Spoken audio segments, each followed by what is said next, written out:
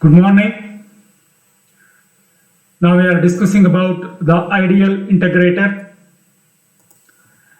An amplifier whose output is proportional to the integral of the input voltages is called an integrator. If V0 is equal to an integral of Vi, then such an amplifier is called an integrator. The circuit diagram of an integrator consisting of an op-amp is as shown.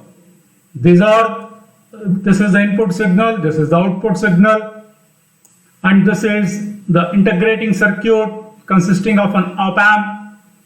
Vi is the input voltage which is applied through the resistor R,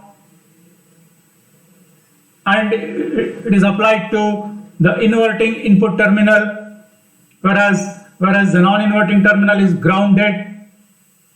The feedback is applied through the capacitor C, which is connected between the inverting input terminal and the output terminal. G represents virtual ground, where the potential is zero. Since this op-amp is having very high input impedance, all the current flows like this. No current will enter the op-amp. Therefore, charge on the capacitor is Q equals C into Vg minus V0, or that is equal to minus C into V0, since Vg is equal to 0. Since we know that Q equals integral of I dt, it is something like I is equal to dq by dt. By definition, I equals dq by dt, or dq equals I dt, dq equals I into dt, or dq equals I into dt, or integral of dq equals q, that is equal to integral of I into dt. I into dt between the limits of integration 0 and t, where 0 and t represents the time.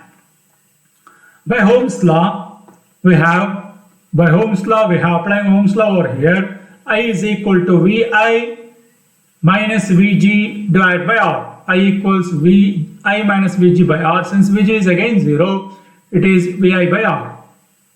Therefore, instead of I write Vi by R. Therefore, integral 0 to t Vi by R is equal to minus Cv0. For Q, I have written minus Cv0. For I have written Vi by R in this expression.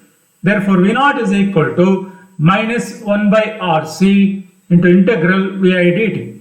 Since Rc is constant, therefore V0 is directly proportional to integral of Vi dt. Hence, the output voltage is directly proportional to the integral of input voltage. For such an integrator to work properly, the time constant tau should be 10 times larger than the pulse width. In the case of differentiator, it should be 10 times lesser, whereas in case of integrator, it should be 10 times larger than or greater than the pulse width. Therefore, RC is 10 times larger than, or RC is larger than 10 times the pulse width capital T. If we consider input signal Vi, that is equal to Vm sin omega t, then the output will become, instead of Vi, I substitute Vm sin omega t in this equation. Therefore V0 equals minus 1 by Rc into integral Vm sin omega t.